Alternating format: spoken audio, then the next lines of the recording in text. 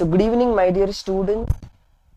So we are in the FM workout batch, and from the start, we have actually seen till now three things. First is introduction to financial management. So we did some basics of financial management. Second, we started with a chapter called as leverage analysis, and we did a lot of problems in leverage analysis, and got to learn a lot of things. After leverage analysis, we started with capital structure planning. So under capital structure planning, again we saw a lot of things.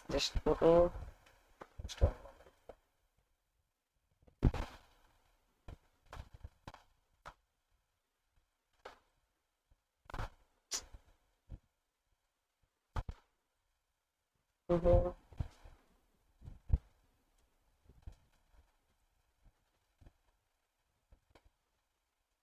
Okay, brush.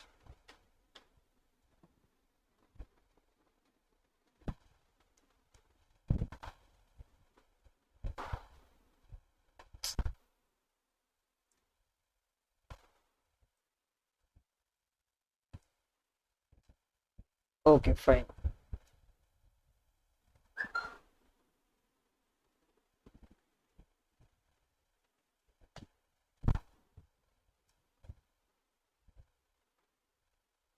Okay, fine. So then we saw leverage analysis. After leverage analysis, we went on to discuss capital structure planning. So under capital structure planning, we totally discussed three topics. The first one was EBIT, EPS, MPS analysis. The second one is financial break-even point, and then we also discuss indifference point. Lot of problems we have solved, and for this alone study material is enough. Okay, but this capital structure planning alone study material is enough. So once we see the study material part of this capital structure planning, so that would be enough for that. So because the questions are asked on the basis of study material only. For leverage, we have to solve a lot of problems. See, we actually solved a lot of problems. Basis the weightage is also high for leverage analysis. Okay, basis the decision is also this weightage is also high. So adanala we took a decision to do a lot of problems in leverage analysis. Today we are starting with a fresh chapter, and the very interesting one, ratio analysis. Okay, we are in a very interesting chapter, ratio analysis. Sir, see, till now we are only doing analysis. Okay, leverage was an analysis. Capital structure planning. Planning is also one type of analysis. So planning and analysis. Now we are going into the third chapter, which is ratio analysis. So here also we are going to do analysis only. Okay, so before directly jumping into problems and all, I just want to set a base here. Okay, so because ratio is a very important chapter, plus I feel that lot of students face difficulties in this chapter, ratio analysis. So that is the reason I am going to discuss tip top. Okay, proper nam ratio analysis discuss panna. So only when I'm discussing the foundation, afterwards only you will be able to solve a lot of problems. Are you all ready? Give me a thumbs up. Yes sir, we are ready for this new chapter. We are excited for this new chapter. Super. Okay, so now let us start with ratio analysis. Okay, let us start with ratio analysis. So let me open the study material as well. Okay.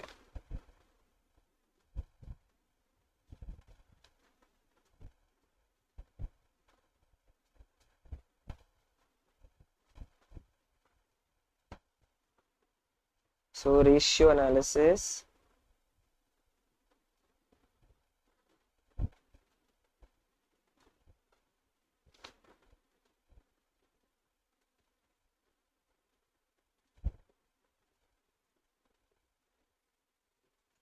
Okay, fine. Sir, what is ratio analysis? Okay, what is ratio analysis?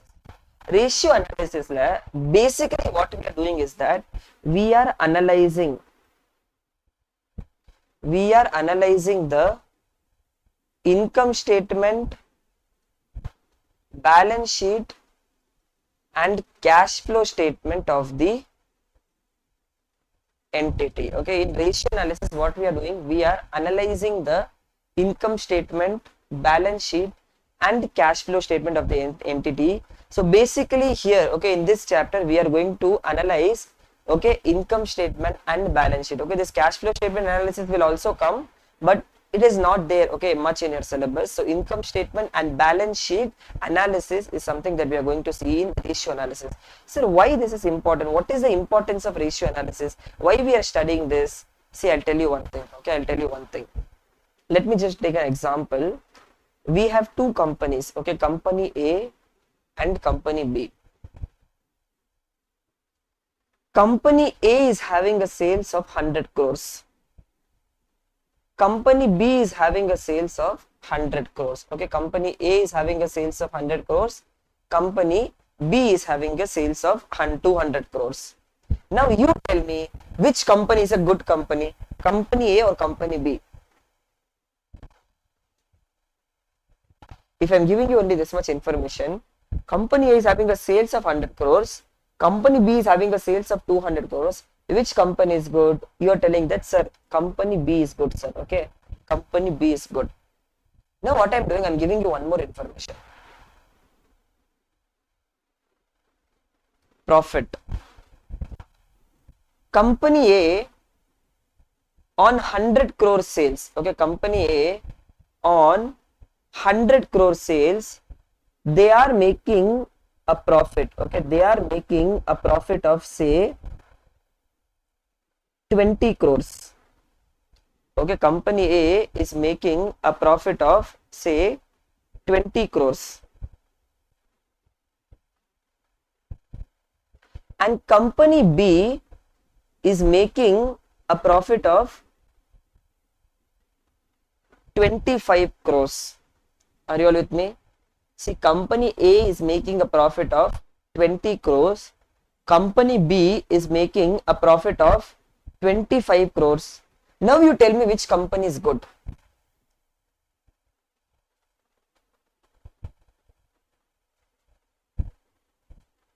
Now you tell me which company is good.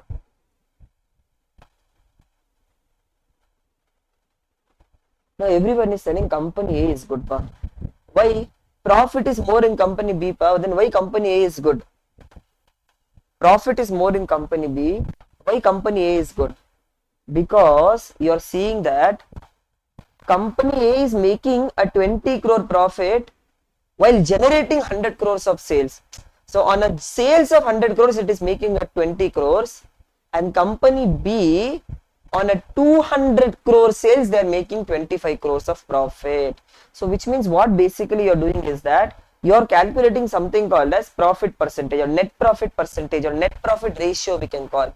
Correct? Basically what you're doing, you are analyzing both the numbers. Correct? Yeah, only one number. If you are analyzing only a single number in silo, you are not getting proper information. But if you are seeing one number with relation to other number, if you are seeing one number with relation to other number, you are getting to know some meaningful information. So what you are doing, you are seeing the profit with relation to sales. So when you are seeing the profit with relation to sales, you are basically calculating something called as net profit ratio.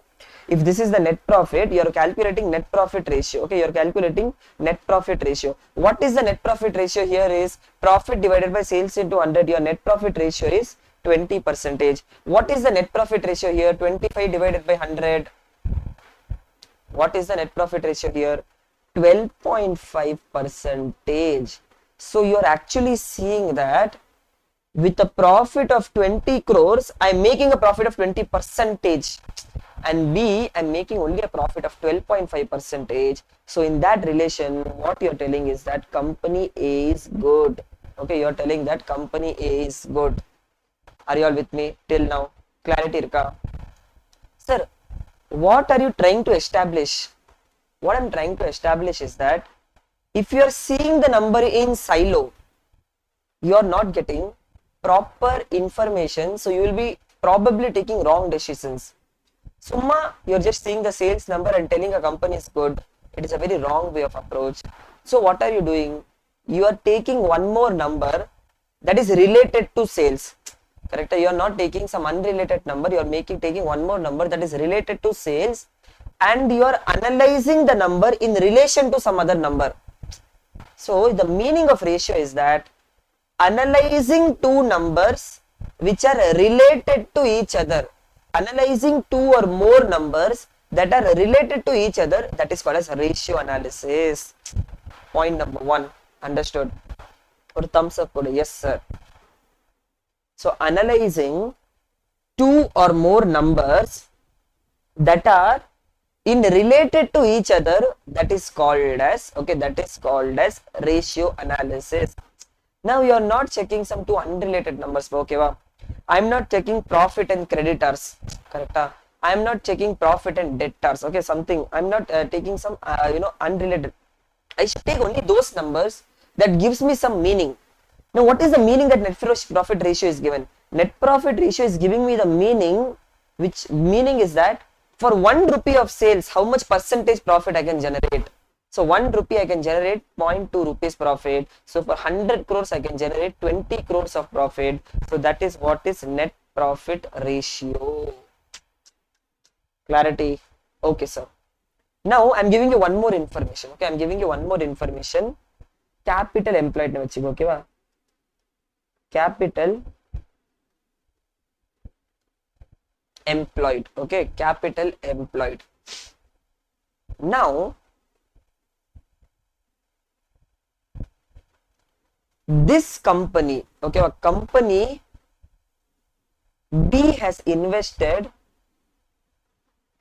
250 crore rupees as capital. Okay, a company B has invested 250 crore rupees as capital, and company A has invested, say how much, evlo vekkala,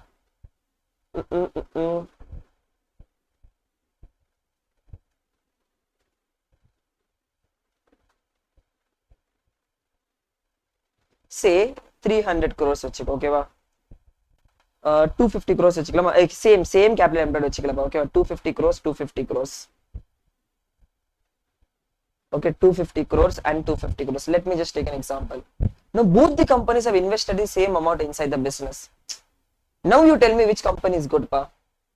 You will tell, sir, company A has also invested 250 crores. Company B has also invested 250 crores. Now tell me which is a better company, company A or company B?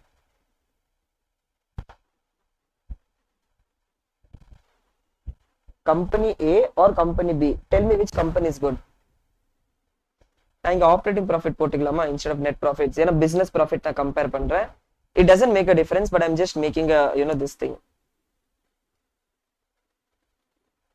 Now tell me, company A is good or company B is good? Adaga pare.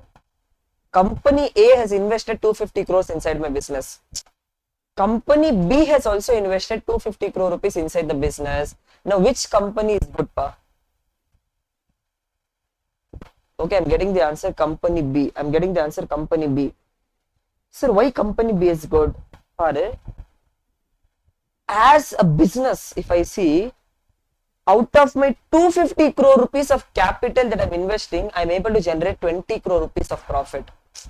On the other hand, if I invest in company B, on 250 crore rupees of capital employed, I am generating 25 crore rupees of profit. So, the company B is better.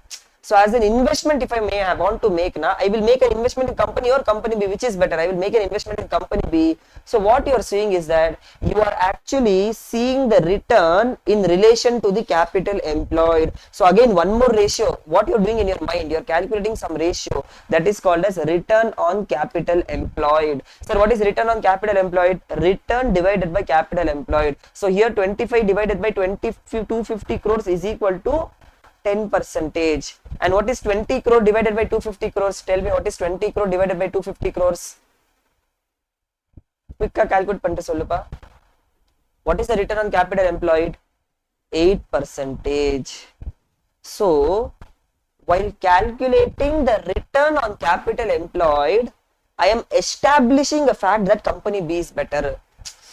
In company B, For every 1 rupee of investment that I'm making, I'm able to generate 10% of profit. In company A, for every 1 rupee I'm investing, I'm generating 8% of profit. So in this case, company B is better. Are you all with me? Super, are you understanding? Sir, with this, okay, with this, what are you trying to prove, sir? Okay, with this, okay, what are you trying to prove? Company A is better, company B is better. See, I'll tell you one thing. If I'm comparing my sales, company A is good. If I'm comparing my capital, company B is good. Are you understanding? If I'm comparing the size, size represents the volume. Company B is good. 200 crore sales na size romba persa irukudhu artham. Correct? Yes. See, 100 crores and 200 crores na they are almost doing double business. So size valiya pata company B is good. Sir, end of the day, sir, which company is good or which company is bad? We cannot tell which company is good or bad. You have to ask the question, bad or good in relation to what? Yes, a person may be very good in studies, first rank, and he is a rowdy. Correct? He is a womanizer. Appo, he is a good or bad. So, good or bad represents in which point of view you are seeing. Adhe marida, in ratios, you are having different point of views of ratios. We are having different types of ratios. Liquidity ratio. As far as liquidity is concerned, which company, which is good? Profitability ratios, turnover ratios, coverage ratios, valuation ratios. Like this, we are having different point of views. Maybe the liquidity is good, solvency is good, but profitability is not there. Maybe profitability is there, but activity, efficiency is not there. Efficiency is there, but coverage is not there.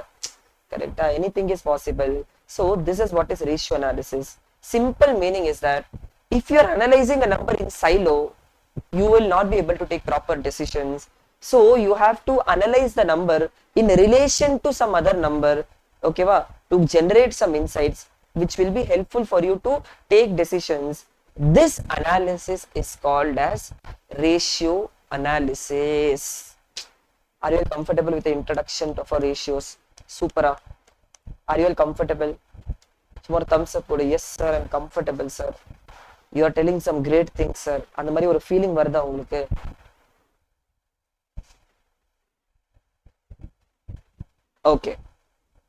Okay, so introduction to ratio is completed. Now afterwards, after the introduction to ratios, what you want? Okay, or doctor introduction is that you're making some analysis, right? Before doing the analysis, you should know what is income statement and you should know what is balance sheet. See, we are like doctors, okay, we are like financial doctors. எப்போ ஒரு doctor கிட்ட ஒரு patients வராங்கன்னா அவங்க அந்த பாடி analyse பண்ணணும், analyse பண்ணிட்டு diagnose பண்ணணும். After diagnosis, they will see the health, whether it is good or bad.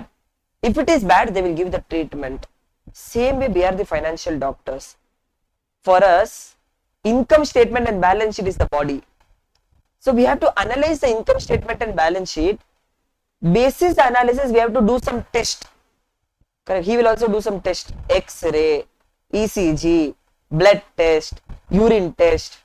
Maybe urine is good, blood is bad. Example, okay, blood is good, bone is broken. Bone is good, muscle there is a scratch. Okay, anything is possible, right? Adhe mari. Here also we are having different types of test. Solvency, profitability, efficiency, coverage, valuation. Maybe my company is solvent, but I'm not earning enough profits. Maybe I'm earning more profits, but I'm not efficient. Maybe I'm efficient, but I'm not having enough cash flows to pay to the bank. Correct? Anything is possible. Yes. So I have to check all these tests. After making the test, I have to see what is the health of the company. If it is good, it's okay. If it is not good, I have to take some decisions. So till now, you have understood that ratio, you're going to see different point of views. Sir, next. Before analyzing, if a doctor would, before analyzing the body, he will learn about the body. How many systems are there? Digestive system, respiratory system, brainary system, okay, reproductive system, skeletal system, muscular system. He will learn about all the systems. He will learn about the body first. After learning about the body, he will be having the skills to analyze. அதே மாதிரிதான் we are the financial doctors. We want to analyze the balance sheet and income statement. So first we should know what is a balance sheet and income statement. What is the breakup of balance sheet and income statement? How many items are there in balance sheet and income statement? How to interpret the balance sheet and income statement? If you do that, you will be able to move on with the ratio analysis. So the next step is understanding the income statement and balance sheet. This is the next discussion that we are going to make. Okay, understanding the balance sheet and income statement. Let me start with income statement first. Okay, let me start with income statement first. Are you all ready? Okay, so let me just have a small sip of water as a token of appreciation that yes, okay, ratio analysis or the introduction part was very good. Now we are starting with income statement.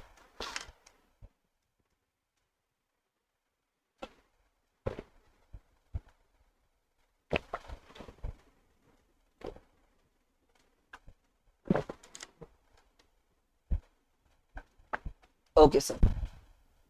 Income statement, we already studied, sir. Sales minus variable cost is equal to contribution. Okay, sales minus variable cost is equal to contribution minus fixed cost is equal to operating profit. So it is also called as EBIT. So basically sales minus the cost. Okay, basically sales minus the cost is equal to profit. Sir, previously we were bifurcating our cost. Okay, previously we were bifurcating our cost due to the nature which is in proportion to sales. Variable cost, any cost that is proportional to sales is called as variable cost.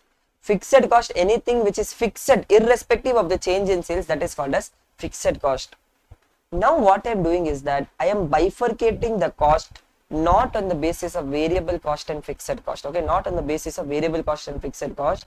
Okay, because now we are going to see as like a manufacturing entity. Okay, or manufacturing entity first up goods will come, that will be like a raw material to them. Correct? Goods will come, that will be like a raw material for them. What they will do is that raw material is one cost.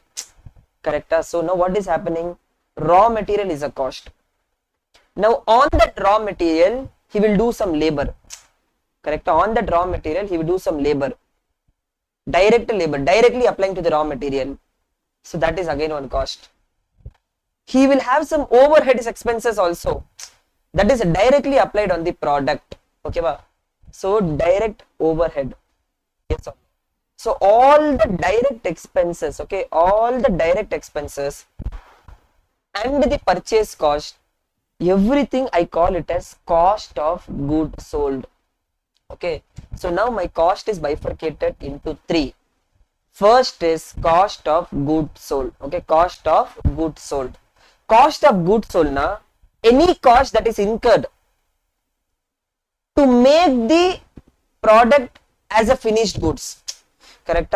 Any cost that is incurred to make ready the finished good till the factory cost we tell. Okay, factory cost till the cost that is spent till the factory, because once the good is coming out of the factory, it is a finished good. So till the time it is becoming a finished good, whatever the cost that I'm spending, it is called as cost of goods sold. The meaning of cost of goods sold is that the goods that you're selling, right, adukku what is the cost? Cost that which is attributable to the goods sold, that is called as cost of goods sold. So this is one cost. இதுல variable cost கூட இருக்கலாம், fixed cost கூட இருக்கலாம். ஓகேவா? But now we are not bifurcating with respect to variable cost and fixed cost. We are bifurcating with respect to cost which is incurred till the factory, that is what is called as cost of goods sold. Next, we are having admin overheads. Sir, what is admin overheads? You will be having some corporate office also. And the corporate office accounting expenses will be there, printing and stationery expenses will be there. All the expenses that is necessary for administration of the business, that is called as admin overheads. Okay, that is called as admin overheads. It is also called as operating expenses. Okay, COGS is also operating expenses. Admin overheads. Okay, admin overheads, operating expense. So for operations of the business, we will need some expense, right? So admin overheads. Next will be selling and distribution overheads. Okay, well now the goods is ready. Administration is also done. To sell, you will do some maybe marketing, maybe brand ambassador you have hired, correct? Or maybe courier charges, delivery charges, freight outward, anything that you're spending to sell the goods till the factory, till the factory, whatever is the cost, it is cost of goods sold. Then it is kept in the factory, okay? Then it is maybe kept in the showroom, okay? That all will come under admin overheads. Then for selling the goods, you will incur some other expenses. That is called as selling overheads. Only after selling overheads, you will be able to sell the goods. So now the nature is bifurcated at the stage of where the good is. Previously, the nature was bifurcated with respect whether to the cost is moving with the sales or not moving with the sales. But now we are not doing like that. Now we are doing till the time frame of the product. So till the factory, whatever the cost is, it will come under cost of goods sold. Whatever the admin cost will come under admin cost. The cost that is used to sell that goods, it is called as admin overheads. So these are the three bifurcation of cost. Okay, these are the three bifurcation of cost. Now, so I'm not do sales minus variable cost minus fixed cost. I will do sales minus COG minus admin minus selling overheads is equal to operating profit. Okay, this is one point that I want to explain. Are you understanding? Just one thumbs up. Yes, sir. Yo. So in the ratio analysis or while preparing income statement, this is how we bifurcate the cost. Okay. So here variable cost can also be there, fixed cost will also be there. That is not our nature of bifurcation. Sir, which means sales minus cost of goods sold. Sales minus cost of goods sold is called as my gross profit. What is my gross profit? The profit for selling the goods. Okay, so sales price minus purchase price is cost profit. Correct? Sales price minus purchase price, basically it is gross profit. Factory irundadana sale price minus this raw material purchase, direct labor, direct overheads, all the direct cost minus panna, you will get your gross profit. So this is what is called as gross profit. Now minus admin overheads and minus selling overheads, if I do, I will be getting my EBIT, which is called as my operating profit. Okay, this is what is called as operating profit, or I call it as EBIT. Are you all with me? Okay, sir. Now after this EBIT, you know the story. EBIT minus interest is equal to earnings before taxes. Minus taxes, it is called as PAT. PAT is also called as net profit. The net profit that is earned by the company, the profit after tax, that is also called as net profit. So if at all there is any preference dividend, minus preference dividend, this will be earnings available to equity shareholders. Earnings available to equity shareholders divided by number of equity shares, it is called as EPS. Okay, that is called as EPS. Are you all with me? Yes sir, are you all with me? Super. So are you all with me? So நான் என்ன பண்றேன்னா இங்க மட்டும் ஒரு ரெண்டு bifurcation போடுறேன். Earnings available to equity shareholders. Now this is the earnings which is available to the equity shareholders. From here only you are going to pay equity dividend. Understanding? From here only you are going to pay equity dividend. So minus preferred dividend is equal to earnings available to equity shareholders minus equity dividend. If you do, you will get something called as retained earnings that will go and add into inside the reserves and surplus. So earnings available to equity shareholders minus whatever is the equity dividend that you are paying, right? Total dividend, that is called as retained earnings. So this is one.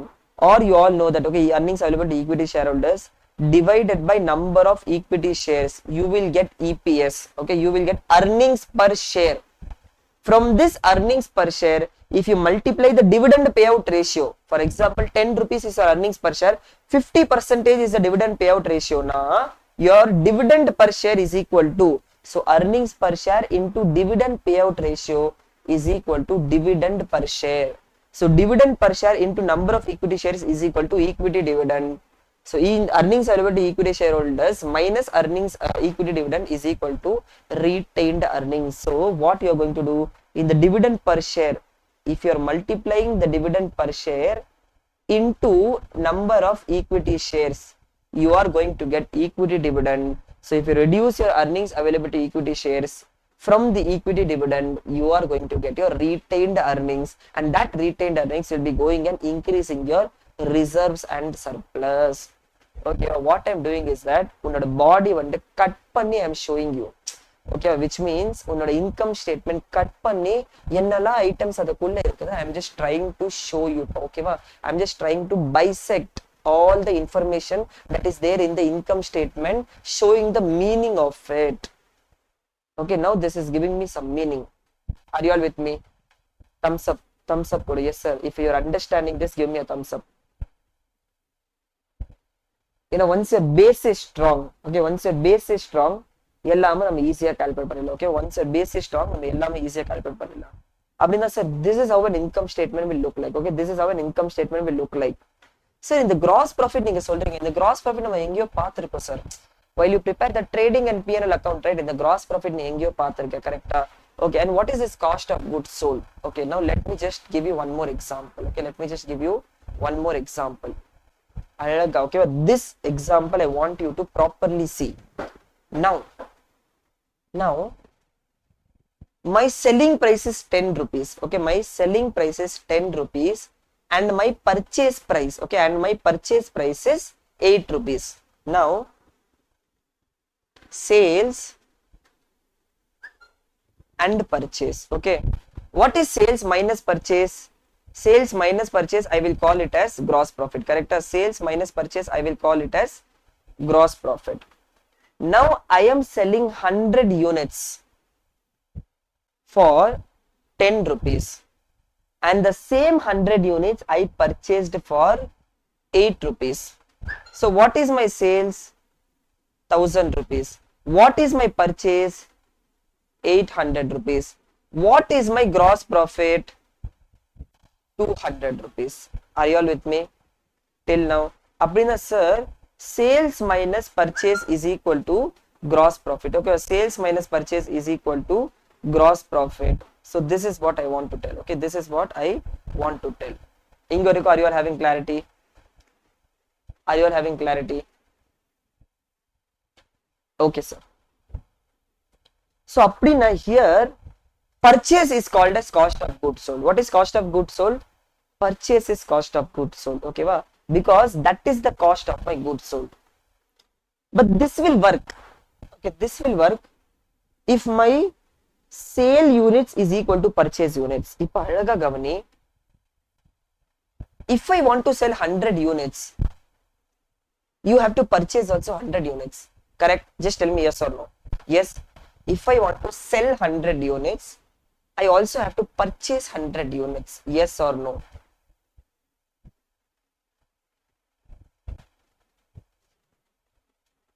Question புரிஞ்சிட்டியா? See, if I want to sell 100 units, how much units I have to purchase pa? 100 units. Now, is there a possibility that I don't want to purchase 100 units, but I will purchase only 10 units? I'm sorry, I will purchase only 9 units. Sorry, 90 units. 90 units. Is there a possibility? Yes. What if I'm already having a stock of 10 units? What if I'm already having a stock of 10 units? Say I am having some closing stock of 10 units. Last year that I've purchased for 8 rupees. Okay, last year I've purchased some closing stock of 8 rupees that I am already having as my sitting in my closing stock. Now, what will be my purchase? Okay, now my purchase will be 100 units or 90 units? Tell me, reply panna. Purchase will be for 100 units or 90 units? My purchase will be 90 units. Okay, my purchase will be 90 units into 8 rupees. Appa, what is 90 into 8? Tell me, what is 90 into 8? What is 90 into 8? 720 rupees. What is 1000 minus 720? So what is my gross profit now? What is my gross profit now? 280 rupees. 280 rupees. Now everyone tell me, this gross profit of 280 rupees is correct or wrong? See, now you're talking to the management. Management, we have sold 100 units. Okay, you have sold 100 units. Every unit, what is the profit that I'm getting? Sir, every unit 2 rupees I'm earning, sir. 2 rupees you're earning every year. Sorry, 2 rupees you're earning on one unit. You sold 100 units. Up maximum your profit should be 100 into 200, right? How you're telling your profit is 280 rupees? Sir, sales minus purchase is equal to profit, sir. Ayyo. How 280 rupees is your profit? Understanding how 280 rupees is your profit? 280 rupees is not your profit, right? Are you all with me? Your profit should be 200 rupees. Sir, appadina what you want me to do, sir? Okay, what you want me to do? Appadina sales minus purchase is not gross profit, sir. Sales minus purchase plus I have to add my closing stock also. How much is my closing stock? 10 units into 8 rupees. So what is the amount? 80. Are you all with me? What is the amount? 80. Now tell me what is 1000 minus 7. Reduce closing stock, right? Reduce my closing stock because closing stock is the value that I'm already having.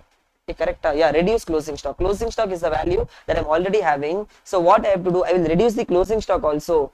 Because my purchase is only 90 units. So I have to reduce my closing stock. Now tell me what is 1000 minus 720 minus 80. What is 1000 minus 720 minus 80? 200 rupees. Sir, 200 rupees is my gross profit. Yes, 200 rupees is my gross profit. Alaga gavanishtiya. Sir, sales minus purchase is not my profit. No. Sales minus purchase minus closing stock is equal to my profit. Super. Okay, sir. Okay, because I was having opening stock. Okay, opening stock. You're having some 10 units, right? That is called as opening stock. Last year the closing stock is current year it is becoming your opening stock. Okay, so this is not closing stock actually. This is opening stock. Okay, just sorry. Last year it was closing stock. Current year are having 10 units as your opening stock. So sales minus purchase minus opening stock. Closing stock add. Okay. So now, are you understanding this? Sir, appadina sales minus purchase is not your gross profit. Sales minus purchase minus the opening stock is your gross profit. Because the sales that you are doing for 100 units, even though you have spent the cost for 720 units, this is called as cost of production. Are you all with me? Or cost of purchase or cost of production. Manufacturing cost of production vandro. Maybe the raw material cost, direct cost for the production, whatever is the cost, that is called as cost of production. And this 720 plus 80, this is called as, okay, so this is called as cost of production. Okay, if you're seeing only, okay, if you're seeing only the purchase, this is called as cost of production. If you're seeing both, this is called as cost of goods sold, or it is also called as cost of goods sold. So the cost of goods, whatever you're selling, that is called as this purchase minus opening stock. Okay, sir. Idu purinjithu, sir. Sir, what if I am having 10 units in opening stock, but this time I should keep also 20 units in closing stock, sir? Understanding? See, my sales is 100 units. Okay, my sales is 100 units. I am having some opening stock of 10 units. I'm having some opening stock of 10 units. So, I will purchase more 90 units to make a sales. So, 90 units is my purchase. But also, I want to keep 20 units as closing stock. So, one more 20 units I will purchase. So, what is my purchase now? What is my purchase now?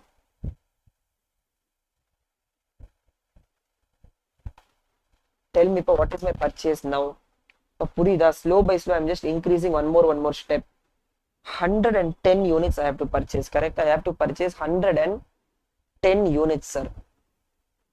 Sir, this 110 units I have to purchase, and my purchase cost is 8 rupees. So what is 110 into 8? 880 rupees. Okay, 880 rupees. Sir, what is 1000 minus 880 minus 80? Quick sollu.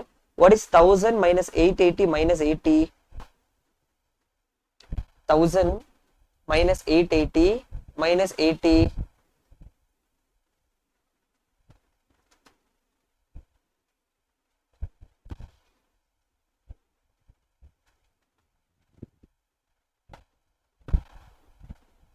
₹40. Okay, so I'm getting 40 rupees. Now understand, you are talking to the management. Management. I have made a sales of 100 units. Oh, you have made a sales of 100 units. Okay. On every unit, I am earning 2 rupees, sir. So you have made a profit. You have made a sales of 100 units. On every unit, if you are getting 2 rupees, your gross profit should be 200 rupees, right? Why your gross profit is 40? There is something wrong. Sir, I am also having a closing stock of 20 units. So what I have to do to get at the correct gross profit, I have to add something called as closing stock, that is 20 units into 8 rupees. What is 20 into 8? 160 rupees. So 40 plus 160 is equal to 200 rupees. Then I'm getting the correct gross profit, sir. Super. I'm getting the correct gross profit, 200 rupees. Sir, which means sales minus purchase is not the profit. Sales minus purchase minus opening stock plus closing stock is equal to my profit. Okay. So what I am calling here is that, okay, what I am calling here sales, and these three items I will call it as cost of goods sold.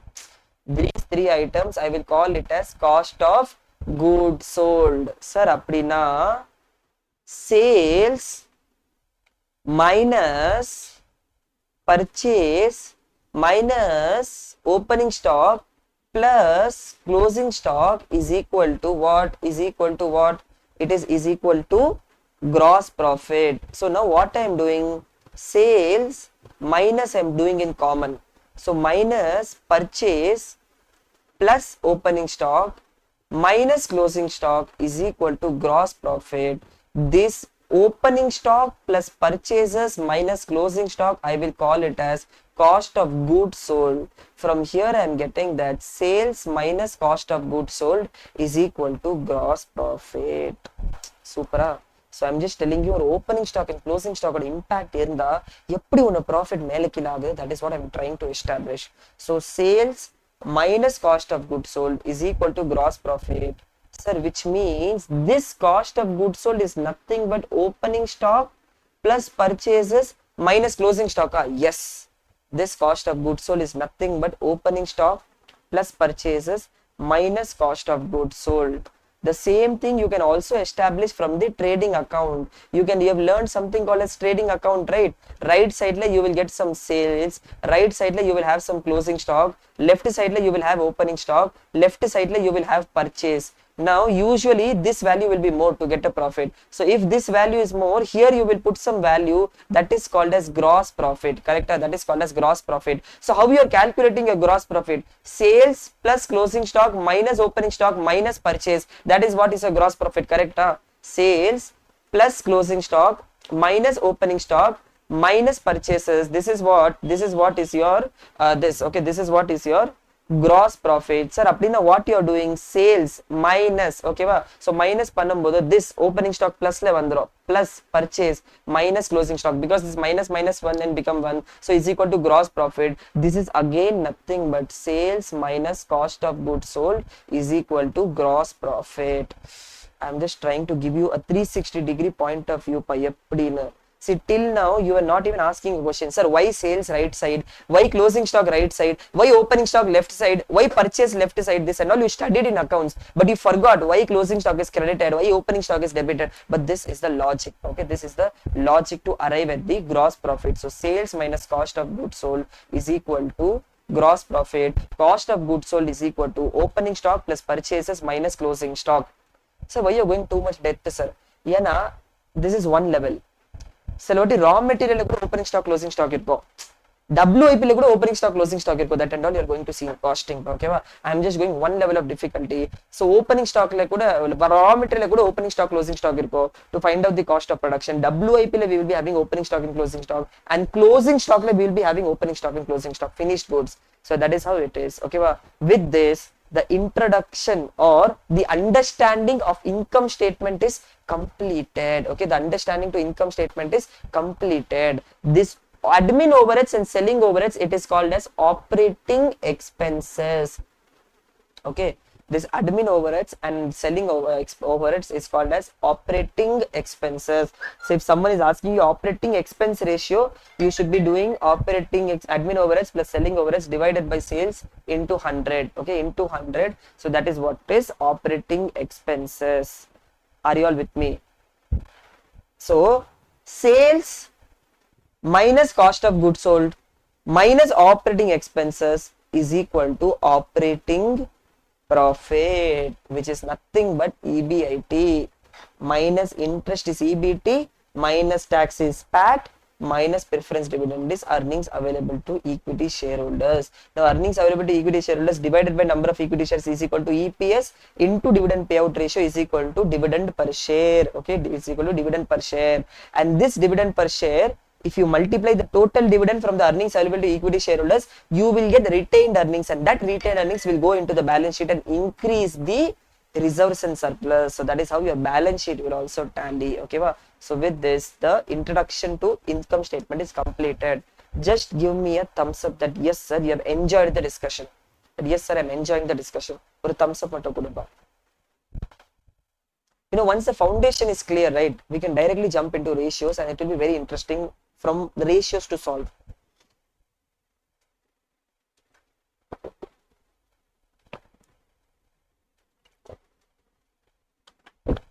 Okay sir, this is fine.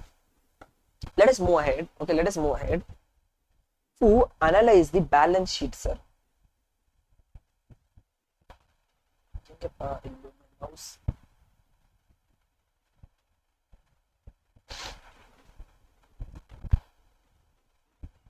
Sir, balance sheet ரொம்ப simple pa. Left side is called as liabilities, right side is called as assets. Okay, love marriage, arranged marriage, sorry, liabilities, assets. Okay, left side is liabilities, right side is assets. Left side is also called as sources of funds, from where you are getting the funds. Okay, from where you are getting the funds. Right side is also called as application of funds, from where you are applying the funds. Okay, where you are applying the funds, that is what is a balance sheet is called as.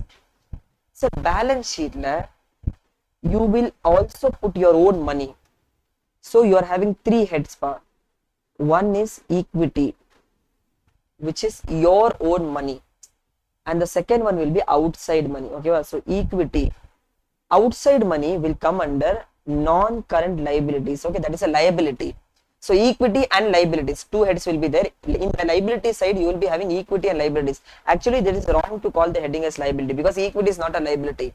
But still, okay, still in the new format, it is not like that. Equity, liability, and total asset, three heads will be there. Okay. Now equity, non-current liability. So equity and liability. Liability is bifurcated into two: non-current and current liability. Okay, non-current and current liability. Same way, asset is bifurcated into two: non-current asset and current asset. Okay, non-current asset and current asset. These are the only bifurcation in a balance sheet. If equity la, you will be having equity share capital, reserves and surplus. These both are equities money, correct? Share capital is a face value, reserves and surplus. Avlo varshama you are earning some money, right? Adala retained. End of the day, whatever is the retained earnings will be going and sitting in the reserves and surplus, right? So that is the reserves. That is also equities money. And then preference share capital. Preference are also known as the owners. So this will also come under equity. So non-current liabilities. Okay, ba? Debentures. Okay, debentures. Any long-term debt you're having, debenture holders. So debenture holders and all are non-current liabilities. Illana, you're taking any loan all this will come under non-current liability. Non-current liability is the liability for a long period of time. Sir, current liability na enadhu? Liability means something that you have to pay outside. Okay, pay outside is called as liability. Debentures are going to pay outside, loan you are going to pay outside. Current liability la you will be having creditors. Okay, you will be having creditors and you will be having outstanding expenses. Okay, you will be having creditors and you will be having outstanding expenses. Sir, creditor means if you have purchased good, you have not paid the money, so you are having an obligation to pay money, that is called as creditors. Expenses means you have did some expense, you have not paid money, so you are having an obligation to pay. So creditor for good is called as creditors. Creditors for expenses is called as outstanding expenses. Both are creditors only, but for goods it will come under the head creditors. For expenses it will come under the head outstanding expenses. Super, sir. Till now you are all understanding. Okay. So salaries, now for example, whenever you are having a salary, when you will pay usually your salary, you will pay usually your salary on 2nd, 3rd, 4th or 5th, correct? Usually by 5th you will pay the salary. So 30th, if you are closing the books now, salary expense has been done but payment has not been made, so that will come under salary payable, which is an outstanding expense. Okay, so this is what is a current liability. So non-current asset for long term, ella fixed asset and investment, correct? All the fixed asset that will come under non-current asset. Tangible fixed asset or intangible fixed asset, everything will come under non-current asset. Okay, non-current asset, tangible fixed asset, intangible fixed asset, any fixed asset, it will come under non-current asset. Sir, current asset, you are having inventory. Sir, one is an investment in fixed asset.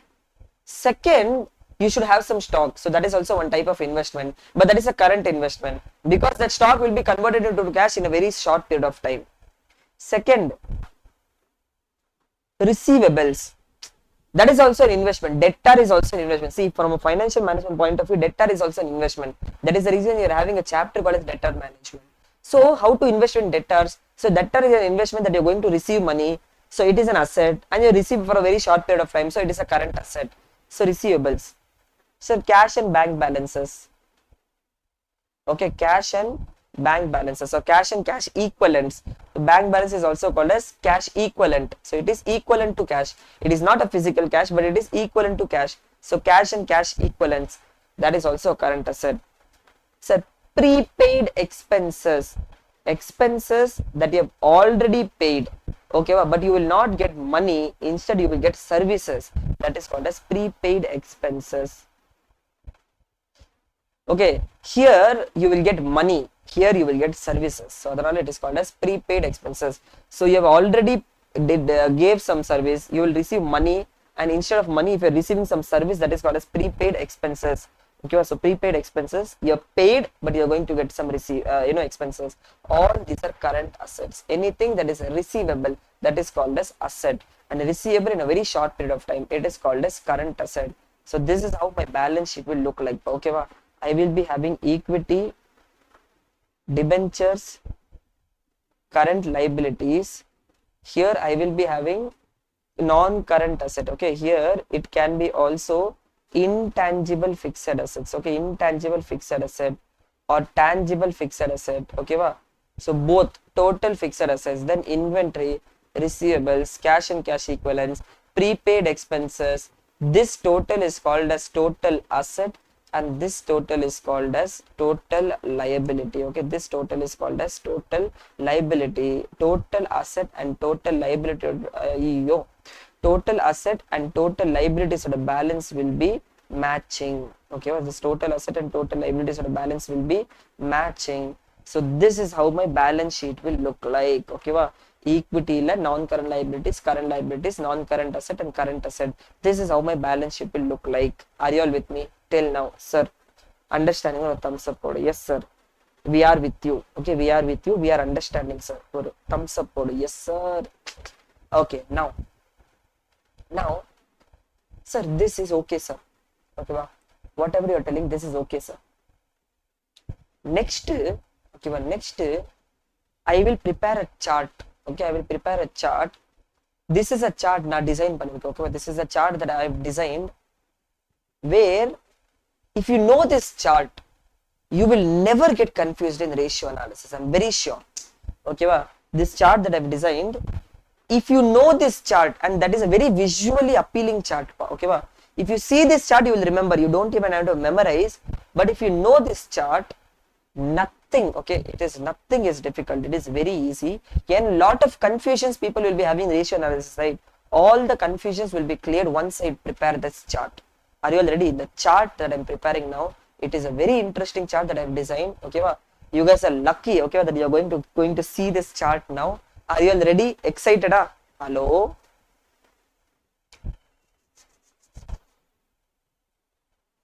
Super. Very good. Okay, very good. Now, okay, now the time has come, okay, to disclose the chart. Okay, disclose the chart.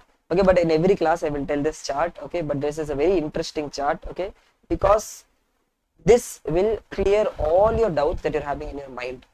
So just let me have a sip of water. Okay, so let me have a sip of water and then we will continue to prepare this chart. Once the chart is over, we'll directly go into the formulas. Once the formula is over, we'll do some problems. Tomorrow we'll do a lot of problems and then tomorrow we can complete this chapter, ratio analysis. Okay.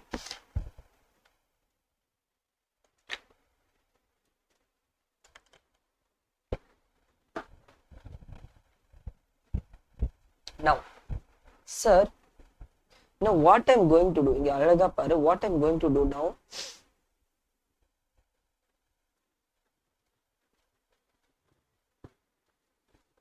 what and all is there in total liabilities? Okay, now see, what and all is there in total liabilities? Equity share capital, reserves and surplus, preference share capital. Okay, this debenture and loan, I will use it interchangeably. It can be debenture or loan. Okay, but debenture is also called as loan debentures. So debentures and current liabilities, correct? These are all the items. See, the total one I will get my total liabilities. So which means equity share capital, reserves and surplus, preference share capital, non-current liability, or I will also call as debentures plus current liability. This all add panna, what I will get?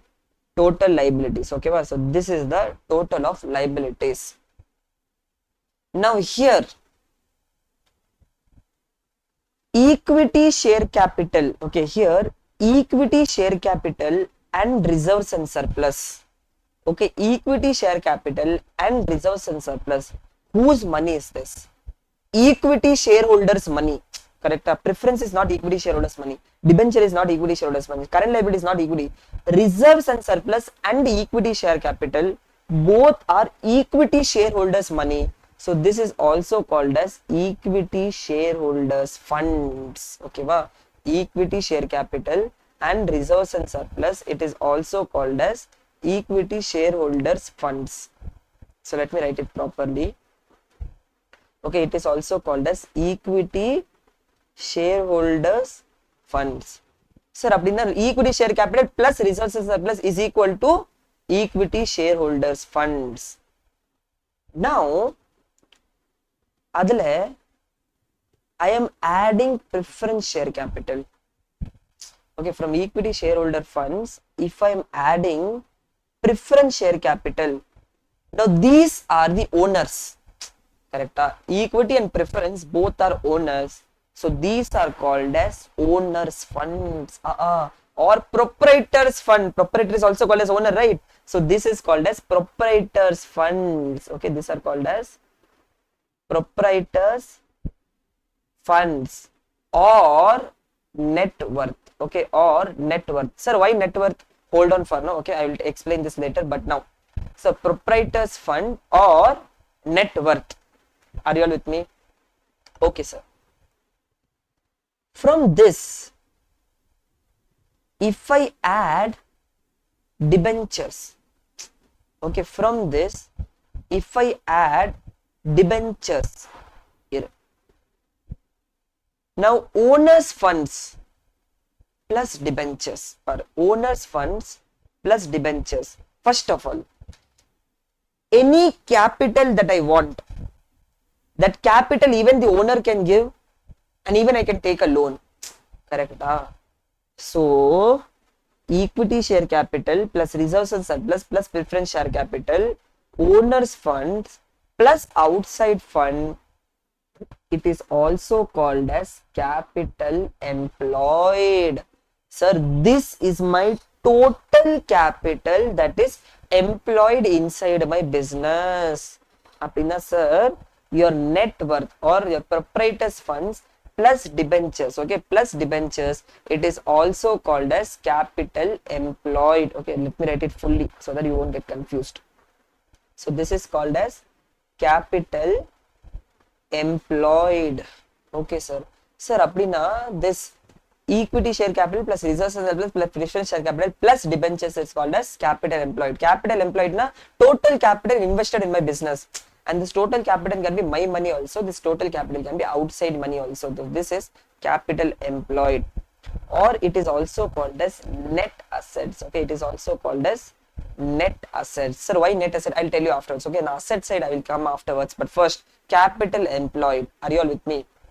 Sir, from this capital employed, if I add current liability, okay, from this capital employed, if I add current liability, what I will get? I will get total liabilities. ரொம்ப simple தானப்பா. Capital employed current liability add பண்ண என்ன வரும்? Total liability. Or I can also call this as total assets. Sir, understanding? Total liability, or it is also called as total assets. So this is what is this chart. Sir, what is net worth? Net worth means total asset minus outside money. That is called as net worth. What is my money? My worth, it is called as net worth, correct? What is my worth? It is called as net worth. So net worth is nothing but total asset whatever I'm having minus whatever whom I have to give outside. Adella na minus panduva. So total asset is my worth. Sir, what is my worth? Worth na total assets, correct? So total asset is my worth. And from this total asset, I have to pay some money outside also, right? So what I'm doing from this total asset, current liability is outside money, yeah? Yes, that is outside money. So adana minus panidva. Non-current liability is outside money, yeah? Yes, that is also outside money. This that also minus. Equity outside money, no. Equity is the owner's capital. So now total asset minus current liability minus non-current liability is nothing but proprietor's funds. So adanalada I am calling proprietor's funds as net worth. Are you all with me? So if someone is asking me net worth ratio, you should not get confused. Your net worth. Proprietor's funds is my net worth. So total asset minus outside liability is equal to net worth of the company. Okay, well, net worth of the company. And capital employed, liability side la pata, whatever is the investment, it is called as capital employed. Right side la pata, my total asset, correct? My total asset minus and the business whatever I have to pay. Okay, well, minus panna, I'm getting my net asset. So this is what I call it as net asset, my capital employed. Okay, well, total asset like current liability matto minus panna, I will get net asset. So here debenture minus panna, here debenture is an investment. Now I am seeing debenture as an investment. Yes, so then I'm not minusing the debentures. So that is what I call it as net assets. Are you all with me? So this capital employed plus net asset, it is called as current liability. Now this current asset and current liability are very important to do the business. Even if you're not having loan, you can do the business. Okay, but even if you are not having loan, you can do the business. Are you all with me? And this current asset and current liability, it is very important for you to do the business. So these are like, okay, so adanala investment in this is also called as working capital. So working capital is equal to current asset minus current liabilities. Are you all with me? Working capital is equal to current asset minus current liabilities. Sir, which means whatever money you are taking, right? Equity and non-current liabilities, equity plus debentures, whatever amount you are taking, right? Say you are taking 200 crores. Now, you took 200 crores, okay? You took 200 crores. You have fully invested those 200 crores in asset. Okay, you have fully invested those 200 crores in asset. You will not be able to do the business. Correct? Asset means you have land, building, plant and machinery. Just by seeing the land and building machinery, profit. Will you get profit or not? You will not get profit, correct? You have to invest in inventory. You have to sell goods in credit. You have to employ people. You have to pay salary. All the operation things will be done, right? Upper current asset and current liability you have to invest. So which means this 200 crores entirely 200 crores you should not invest. Some investment you have to make in working capital also. Sir, what are you telling is that capital employed is equal to fixed assets plus working capital. Are you with me? Fixed asset plus working capital. Sir, how sir? எனக்கு prove பண்ணி காட்டுங்க sir. அழகா பாரு. Capital employed plus current asset is equal to total assets. Yes or no? Because see, capital employed plus current liabilities is equal to what? Total liability. Or I can also call it as total asset. So I am writing this as total asset, sir. Now, capital employed plus current liabilities. What is total asset? Fixed asset plus current asset. What is total assets? Fixed asset plus current assets. So fixed asset plus current assets. Now what I am doing here is that capital employed, okay, capital employed is equal to fixed asset plus current asset. This current liability I'm bringing this side minus current liabilities. Now this current asset minus current liabilities, I will also call this as working capital. So which means capital employed is equal to fixed assets plus working capital. Are you all with me? In the equation புரிஞ்சுதா? Yes sir, super sir. அப்பனா whatever is the investment that I'm employing into the business, first I have to invest in the fixed assets and then I also have to invest in the working capital. So capital employed is equal to fixed asset plus working capital. Or a clap if you understood. Yes, you're having any doubt? Huh?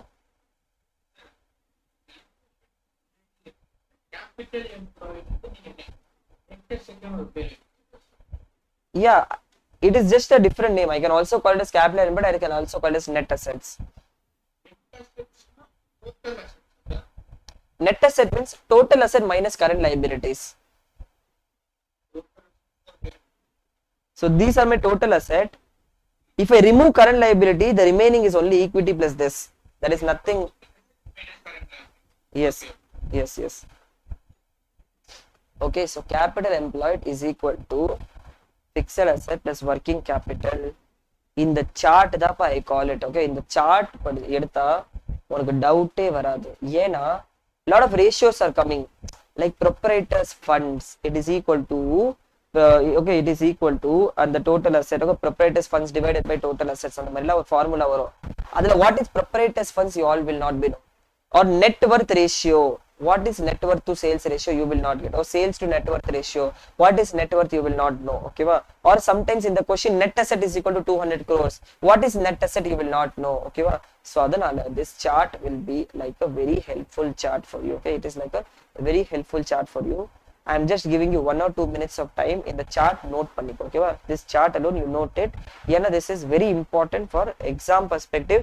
This is very important for the understanding of the ratios also. Okay, this is like a very important chart. So just note this chart.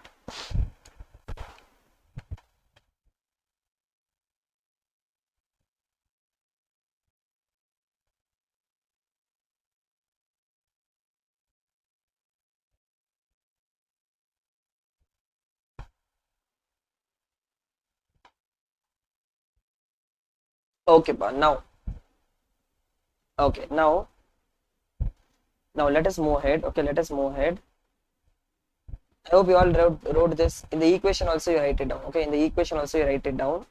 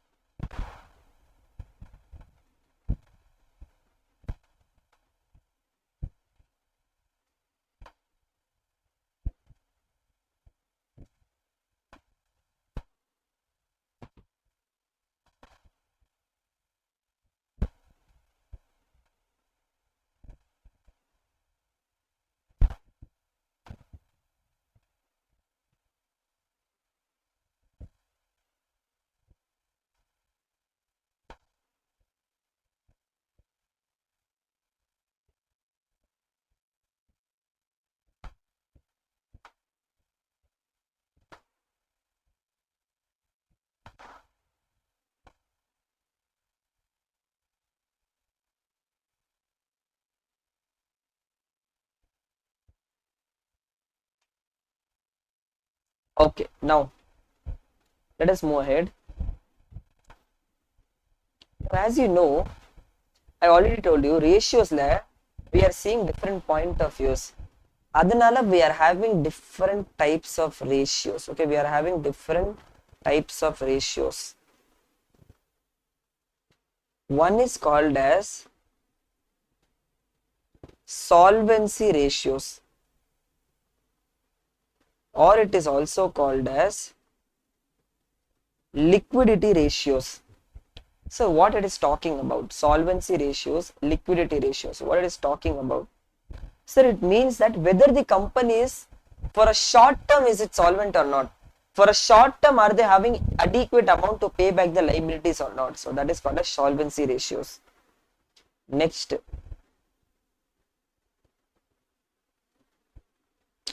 profitability ratios. Sir, the company is having enough amount, sir, to pay back the liabilities, but the company is not earning adequate profit alone, sir. The profitability is down, sir. Profit is very less, sir. Are you understanding? The profit is very less, sir. See, the company is having adequate assets, sir, to pay back its liability. For a short term, it is okay, sir. And this solvency also we have to see from a short term solvency and from a long term solvency perspective, which means short term solvency. In short term, whether they are having adequate assets to pay back the liabilities, or we also have to see from a long term perspective. So it is called as long term solvency. Next is profitability ratios. Sir, the company is solvent, sir, but profitability is not good. So that is also bad, right? So profitability also have to see. Sir, profitability ரெண்டு வகையா இருக்குது. One is with respect to sales. அதான் நம்ம பார்த்தோம்ல, profitability with respect to sales I am seeing. Whether for a given sales the company is profitable or profitability with respect to investment. Okay, profitability with respect to investment. So for a given investment, whether the company is making adequate profit or not. That is also one more point of view to see profitability ratios. Another one is called as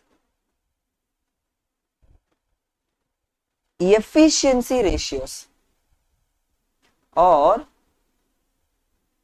activity ratios, or it is also called as turnover over ratios.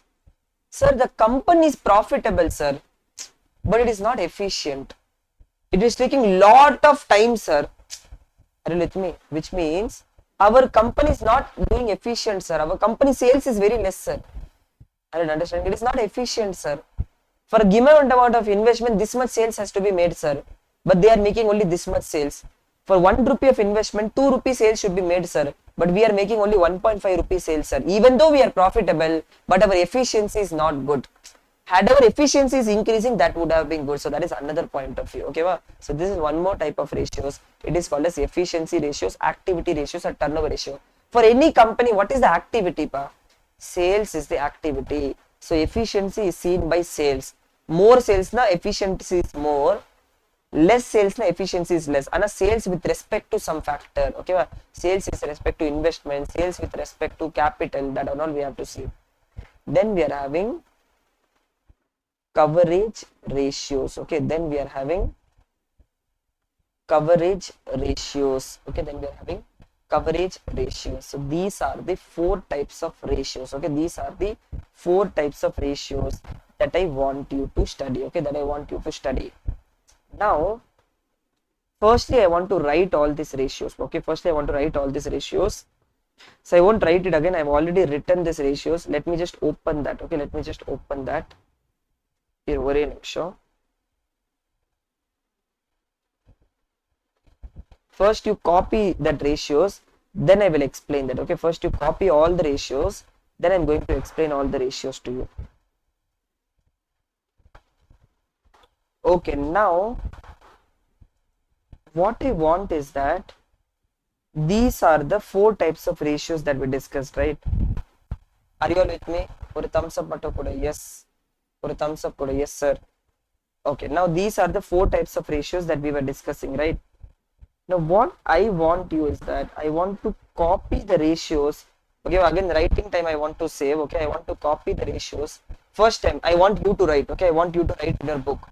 First, short-term solvency ratios, long-term solvency ratios, profitability ratios, okay, profitability ratios with respect to investment, that was profitability ratios with respect to sales, then turnover ratios, and then coverage ratios. Okay, then coverage ratios.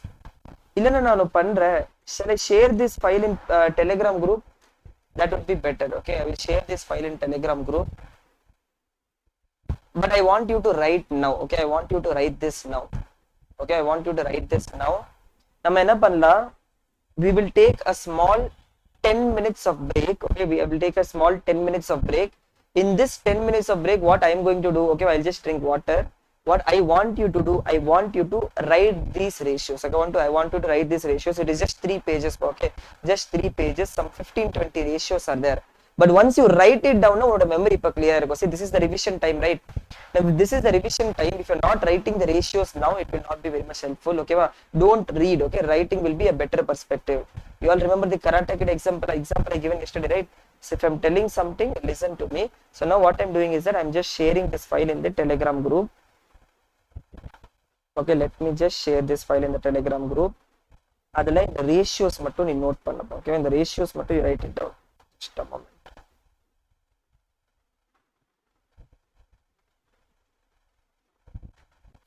So share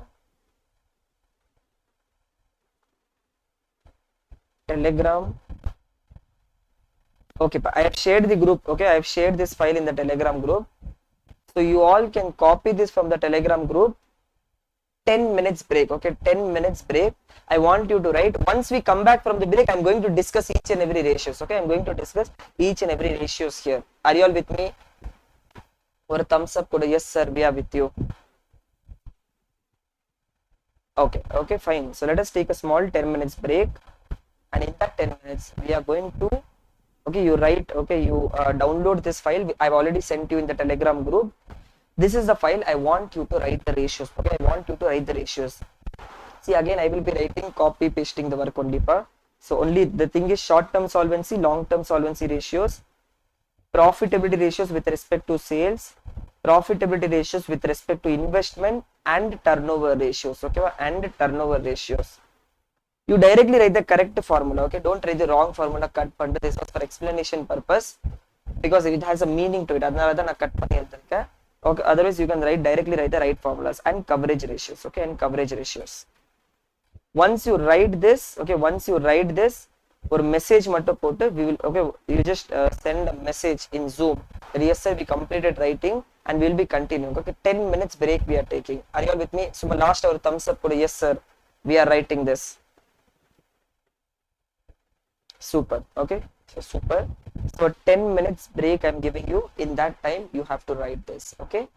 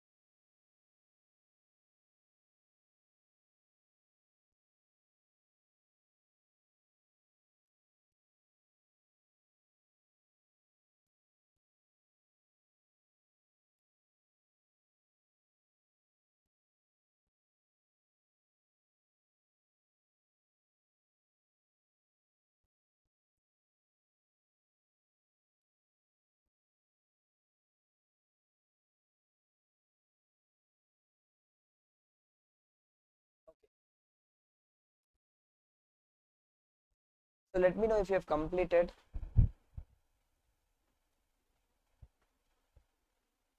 Just let me know if you have completed. Write yes. If you have not completed, write no. Okay, let me know so that we can move ahead.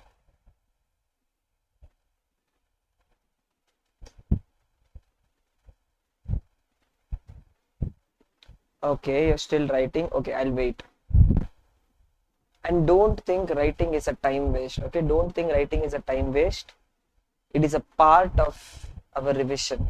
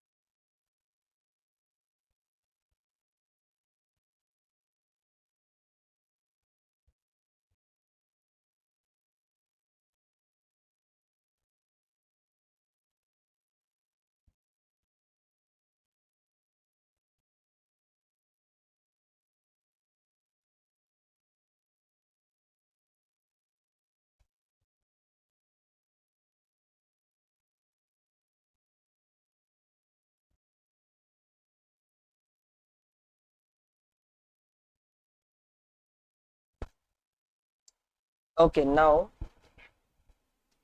I hope it is completed. Just type yes if it is completed, type no if it is not completed.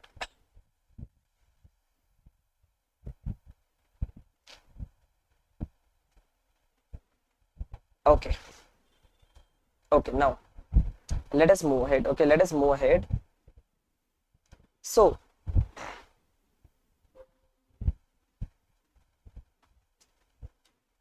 now, are you all with me? Listening to me? Give me a thumbs up. Yes, sir, we are listening to you. Give me a thumbs up. Hello.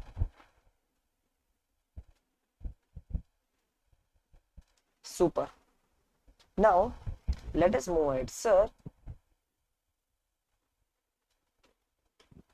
now you have written some formulas, correct? You have written some formulas, and those formulas were for different types of ratios. See, if you go to a doctor, you're going to say that, sir, this is my problem, this is my problem. So he will do different kind of test. So these are all different type of test. Solvency is a test. So what is the meaning of solvency? Whether my company is having adequate amounts to pay back to my obligation. This is what is solvency. Solvency, we are taking a short-term solvency and long-term solvency. Short-term means, am I having enough short-term funds to pay back my short-term liabilities? Long-term means, am I having enough long-term funds to pay back my long-term liabilities? Basically, these are the two types of ratios. Profitability ratios, am I earning enough profit or not? Efficiency ratios, am I properly making sales or not? Coverage ratios, am I having enough cash flow or am I having enough profit to pay back my fixed cost obligation, which means interest cost is there or not? Yes. So this is what is the meaning of these ratios. Now one by one we are going to see all these ratios. Now,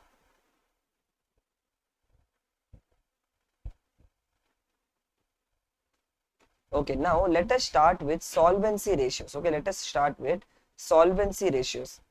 See, solvency ratios, current ratio divided by current liability. What is the meaning, sir? Which means if I am having 3 crores of current asset and if I am having 2 crores of current liabilities, just let me have a balance sheet.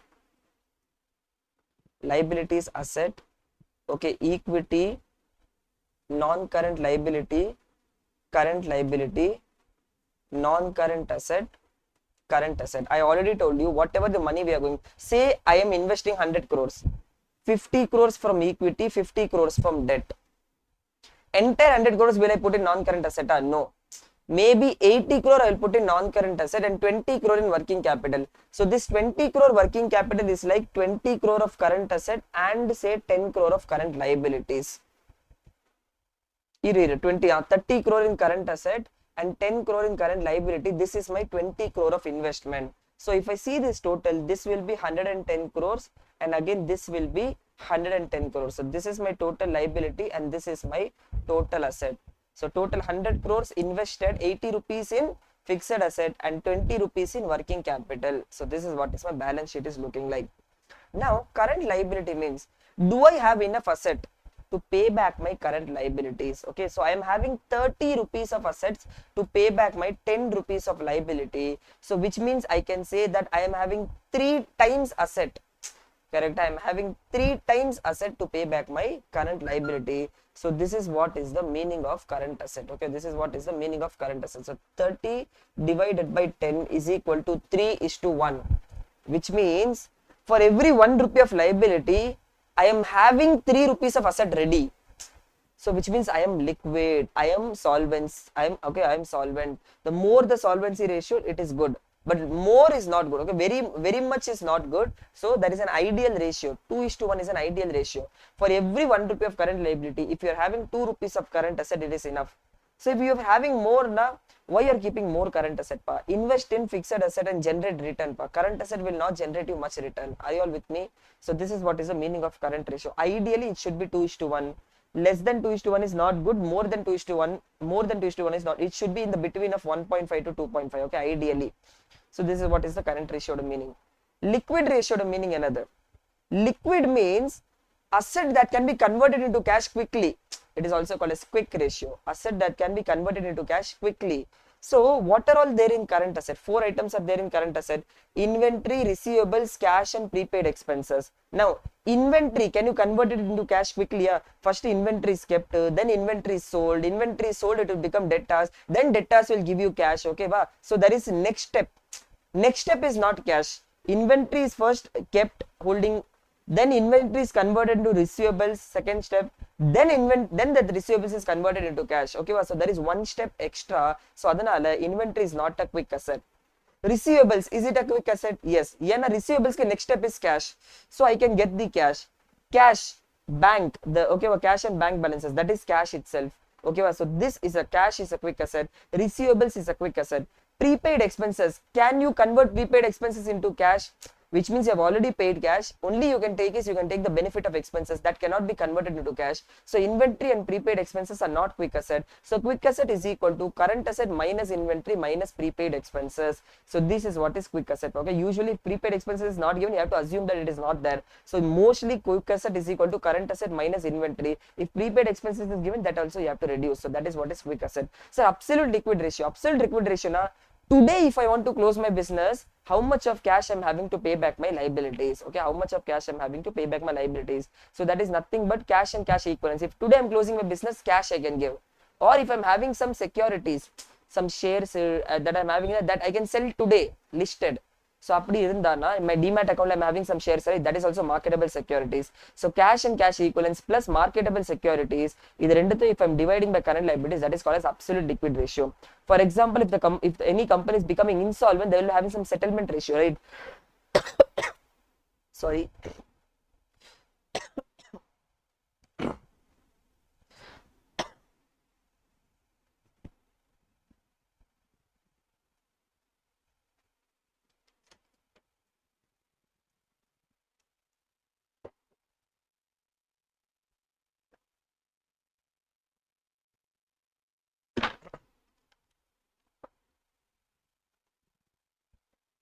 Now, if the company is closing, we will be having something called a settlement ratio.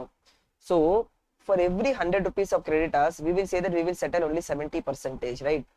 Why they are telling 70% is the settlement ratio? Because they are not having enough cash. For every 100 rupees of creditors, 70 rupees only I pay. Oh, I want to pay 1 crore, I can pay only 70 lakhs. Settle panuna panade, illana adu kuda poidum. Correct? So this is called a settle. So absolute liquid ratio. If today I want to close my business, for example, for every 3 crores, okay, for every 3 crores of current liability, I'm having only 1 crore of cash and marketable securities. So only 33% can be my settlement ratio. Correct? If I want to settle everything today, all my current liabilities today. So that is what is the meaning of absolute liquid ratio. Okay, that is what is the meaning of absolute liquid ratio. Now, long-term solvency is very important debt equity ratio. Debt is my outside money divided by equity shareholders funds. Okay, divided by my equity money. So here, okay, here if I'm having a debt in the example part, what is my debt? 50. What is my equity share capital funds? 50. Okay, so 1:1 is the debt equity ratio. Meaning, for every 1 rupee I am investing, I have taken a 1 rupee of debt. Okay, so that is what is the meaning of debt equity ratio. So debt divided by equity, or debt divided by equity shareholder funds. Okay, not going very far into the logic, but at least formula understanding I am giving you. Sir, what is capital gearing ratio, sir? What is capital gearing ratio? Alaga gavani. Equity, I am having some equity also and preference also. Okay, equity shareholder funds also and preference also. Now, whom I am paying fixed cost? Wherever debenture is there, I am paying fixed cost. Yes or no? Wherever preference share capital is there, avanuko na preference fixed cost pay pandra. That is what is preference share capital. So debt divided by equity. Okay, debt divided by equity. Now here, what they are telling is that preference share capital is there, right? What preference share capital is telling, that treat me also as debt, because you are paying me fixed cost, right? You are paying me some fixed cost. So for a company, how much is the capital for which I have a commitment of fixed capital? Debt plus preference share capital. For both this capital, I'm having a commitment for a fixed cost divided by equity shareholder funds. So here I'm having no commitment for fixed.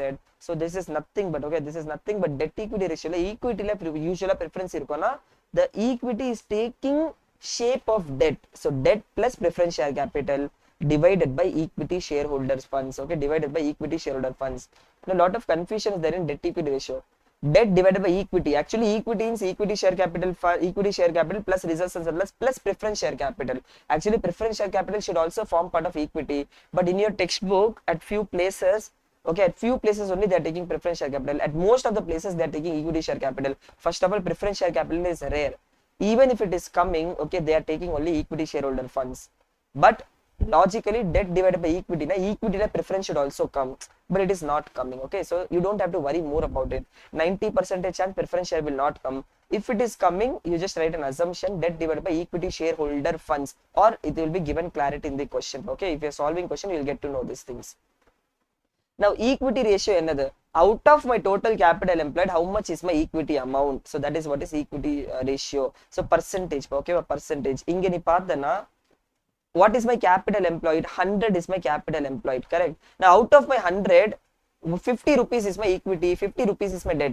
So, out of my 100% of capital, 50% is equity and 50% is debt. So, that is what is equity ratio and debt ratio. Equity shareholder funds by capital employed, debt divided by capital employed. Now, this is an important one, proprietary ratio. Okay, a lot of people get confused here. Proprietary ratio is another. Inge capital employed நம்ம compare பண்றோம்ல. Here, capital employed is also an investment. In investment, they are taking from total assets. Out of my total asset, how much of my asset is financed by my owners? Correct? Out of my total asset, how much of my asset is financed by owners? Now, if you see, I am having a total asset of 110 lakhs. Okay, I am having a total asset of 110 lakhs. Out of this 110 lakhs, 50 rupees are owners. Correct? 50 rupees is owners' funds. Okay, and others are outsiders funds. Okay, this 50 and 10 are outsiders funds.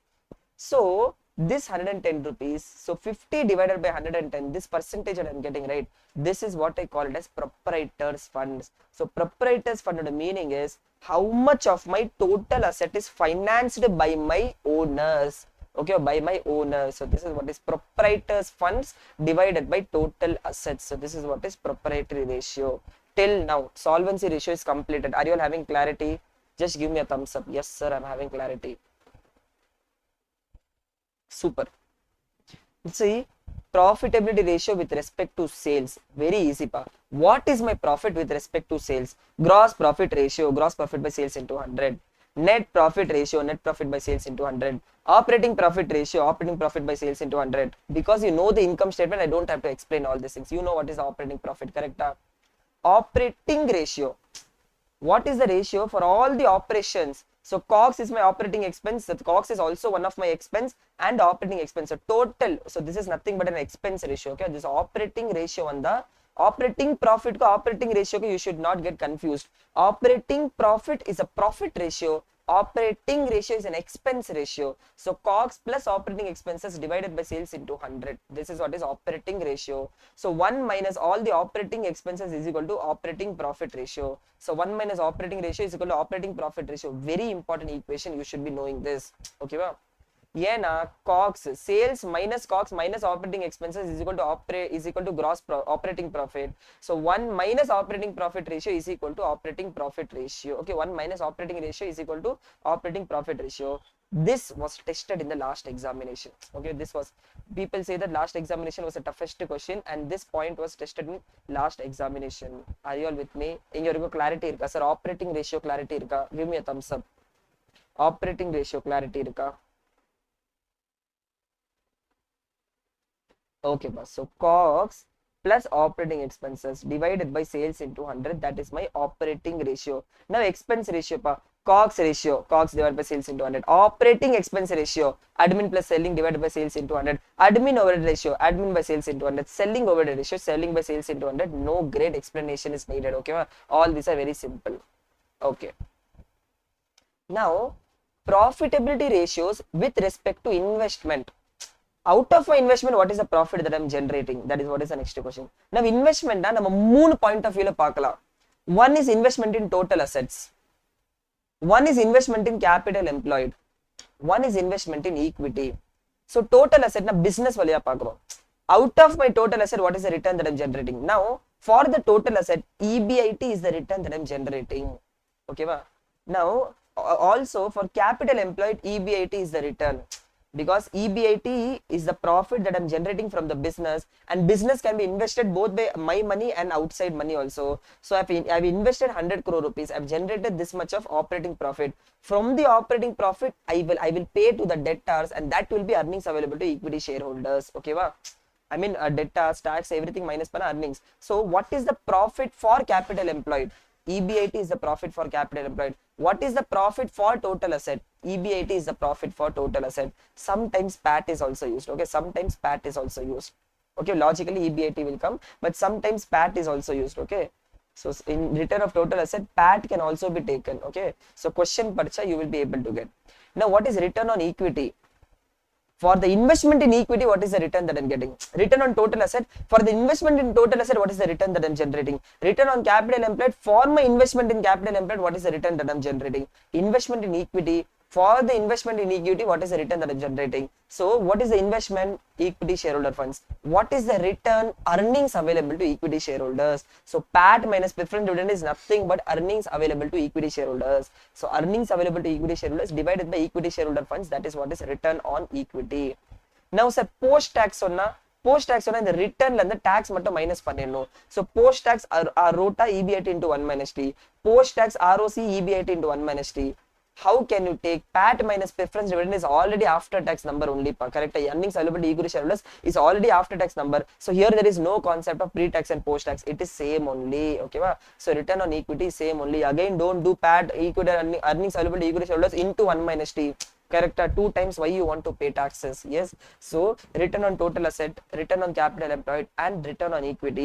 This is what is investment for long term. Okay, this is what is investment for long term, and the return on investment. Okay, return on investment. If question is silent, always use pre-taxes. Don't do this taxes. Okay, don't do this taxes thing and all. Question silent do pre-taxes. Question tax information is given, and question is telling that calculate post-tax rota or post-tax ROC. Only then you have to do EBIT into 1 minus T. Otherwise, you don't have to do that. Okay, ba? Now, next one. Turnover ratios. Okay, next one. Turnover ratios. What I'm trying to tell now. For any business, what is the activity?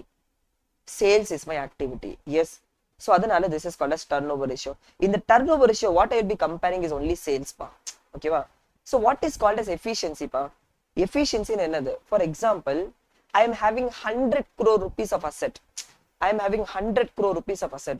Using that 100 crore rupees of asset, I am generating 200 crore of sales. Understanding? I am having 100 crores of asset. Using that 100 crores, I'm generating 200 crores of sales. So which means my turnover ratio, total asset turnover ratio is equal to 2 times. Appadina, this is my efficiency. Correct? What is the meaning of this 2 times? For every 1 rupee investment in total asset, how much of sales I am generating? This is what is the meaning of turnover ratio. For every 1 rupee investment in total asset, what is the sales I am generating? Which means, na 1 rupee asset mele invest panna na 2 rupee sales generate panna mudiyudhu. That is what is the meaning of my turnover ratio. This calls as my efficiency. Now my company is having a turnover ratio of 2, another company is having a turnover ratio of 3 na, he is more efficient in using his assets. Which means he is using his assets very efficiently. That is the reason he is able to generate more sales out of the asset. Maybe I'm not using my assets properly, adana I'm not able to generating my sales. Okay va? Even though I'm investing in so much, avlo capacity irundhattu I'm not able to generate my sales, so I'm not efficiently doing the business nartho. That is why it is called as efficiency ratios. Understanding? Okay, sir. So total asset turnover ratio means for every 1 rupee investment in total asset, what is the sales that I'm generating? Fixed asset turnover ratio na, for every 1 rupee investment in fixed asset, what is the sales that I'm generating? Capital employed turnover ratio na, for every 1 rupee of investment in capital employed. Capital employed is also an investment, right? If I'm seeing from a point of view of business, capital employed is my business investment. Total capital that I'm employed in my business. So for every 1 rupee of capital employed, what is the sales that I'm generating, or net asset kuda sollalam? current asset turnover ratio. For every 1 rupee investment in current asset, how much of sales that I'm generating? Which means, am I efficiently using my current asset or not? Am I efficiently using my capital employed or not? Am I efficiently using my fixed asset or not? Am I efficiently using my total asset or not? Now, working capital turnover ratio, sales divided by working capital. For every 1 rupee of working capital, what is the sales that I'm generating? Am I efficiently using my working capital or not? So all these are efficiency ratios. Now, inventory turnover ratio, sales divided by inventory. For every 1 rupee of inventory, what is the sales that I'm generating? And here, I'm not taking sales, I'm taking cost of goods sold. What is the logic, sir? See, the logic is that in inventory is valued at cost. There is no profit element inside inventory. And a sales, there is some profit element also. Understanding? In inventory, there is no profit element. And a sales, what is sales? Cost plus profit. That is what is sales, right? Sales, there is some profit element. So, if the denominator is not having any profit element, numerator, I'm removing the profit element. So, sales minus gross profit is equal to cost of goods sold. Adanala, I'm putting COGS divided by inventory. Are you all with me? Sir, super. Now, this logic I'm understanding. It is COGS divided by inventory. Okay. Now, inventory is a current asset that will usually be changing. Correct. Inventory is nothing but 31st March. What was my closing stock? That is what is my inventory. So to calculate my inventory turnover ratio, why I am taking 31st March? Maybe there is a possibility that, okay, over the period of year, my investment was more. And at 30th March, I sold everything and I kept only 1 rupee as inventory. So my inventory turnover ratio will be very more. Correct. It will show that for 1 rupee investment in inventory, I have generated so much of sales, but that is wrong, right? You have invested lot of amount in inventory from the starting. So adanala we will not take closing inventory, we will take average inventory. Okay, so this is an assumption, average inventory. In real life, you will take daily average. Okay, right now we don't have this daily average information, so we are just taking opening inventory plus closing inventory divided by 2. So average inventory talks about my investment in inventory. Denominator is investment, male is okay, the sales that I'm generating. So which means it will show that for every 1 rupee investment in inventory, what is the COGS that I'm generating? This is what is my inventory turnover ratio. Give me a thumbs up if you're understanding. Super, sir. Give me a thumbs up that yes, that I'm understanding this. Super. Okay, now, sir, receivables turnover ratio. For every 1 rupee investment in receivables is also like an investment. I already told you, debtor is an investment. You have to see like an investment. In a debtor invest pannada sales ago. If you're not investment in debtors, all your sales will be gone. People will tell that you're not giving, I will go and take from somewhere else because you're not giving me credit period, right? So if you're not investing in debtors, your sales will also not there. So that is also becoming an investment. That is one point of view. So receivables turnover ratio means for every 1 rupee investment in the receivables, what is the sales that I'm generating? And receivables will come only for credit sales. Why will I compare my total sales with receivables? For 1 rupee investment in receivables, I will not generate total sales, I will generate credit sales. So my receivables turnover ratio is credit sales divided by receivables. Now receivables will also again a changing number. So then I will take average receivables. Okay. So here also average inventory, here also average receivables. So when to use average, when to use closing? If opening information is given in the problem, use average. If opening information is not given in the problem, use closing. Okay, assume that opening closing are same. Are you all understanding? If opening inventory or opening receivables information is given, use average inventory in the formula. If opening information is not given, there is an assumption which is taken that opening and closing both are same. So adanala you have to take directly the closing inventory alone.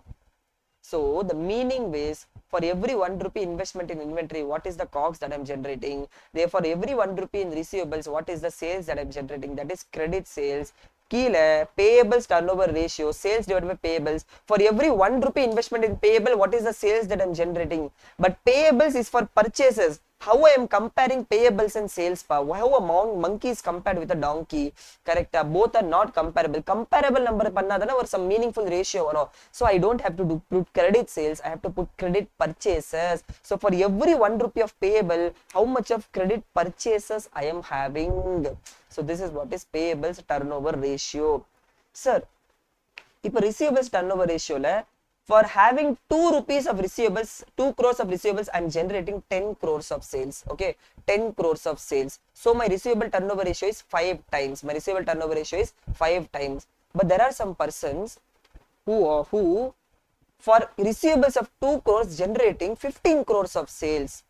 So it is more. So here more is good, correct? Because even having less debtors, they're able to generate more sales. Debtor is an investment. Investment is a cost. One person is investing 2 crore rupees and generating 10 crores of sales. One more person is investing same 2 crore rupees and generating 15 crores of sales. So that person is using his debtors more efficiently, or maybe is collecting the money more efficiently, or maybe is not giving more credit period. அவன் நிறைய negotiate பண்ணிட்டு cashலயே sell பண்ணி பார்க்கறாரு. ஓகேவா? So that is the reason, okay, he is making more sales. Okay, that is the reason he is making more sales. So receivables turnover ratio more is good. ஆனா payables turnover ratio, one person for 1 crore of payable, he is able to make a purchase of 10 crores. One more person for 1 crore of payables, he is able to purchase 2 crores. Okay, he is able to purchase 2 crores. But here payables turnover ratio less is good, because you have to have less payables for more purchases. Are you all understanding? If you're able to make more purchases for less amount of payables, that is a good. So receivables turnover ratio more is good. All the turnover ratios more is good by except receivables turnover ratio, because receivables turnover ratio, if it is less, that is good. So because you have to keep your payables less, okay, only then. Okay, are you all understanding? Yes or no? Because only if it is less, which means people, sorry, payable should be I got confused. For having 1 crore of payables, if you're generating 10 crores of sales, correct? Sorry, purchases. So 10 crore rupees you're purchasing by having 1 crore of payables. So 1 crore is your payables. One more person, what he is doing is that, okay, what he is doing is that his payables is more, 2 crore rupees. Same purchases he is making, and a 2 crore is his payable. So first the turnover times is 10 times, and the second the turnover time is less, 5 times, because he is making, okay, he is making a 2 crores of payables. So which means his negotiation power is so much that he is taking credit from the person. So now 2 crore is his payables. That is again good, correct? Because 2 crore is his payables and his purchase is 10 crore. One person 1 crore is his payables and purchase is 10 crore. So a person who kept 2 crore of payable, அப்படினா அவன் கையில ஒரு 2 crore extra cash நிக்குது, correct? Because he took the credit term. Now we can use that 2 crore rupees somewhere else. Now that person can use only 1 crore rupees somewhere else. So அதனால தான் payables turnover ratio less is good, receivables turnover ratio more is good. Are you all understanding? ஒரு thumbs up கூட, or you want me to repeat? Just give me a thumbs up if you are understanding. Tell repeat if you want me to repeat.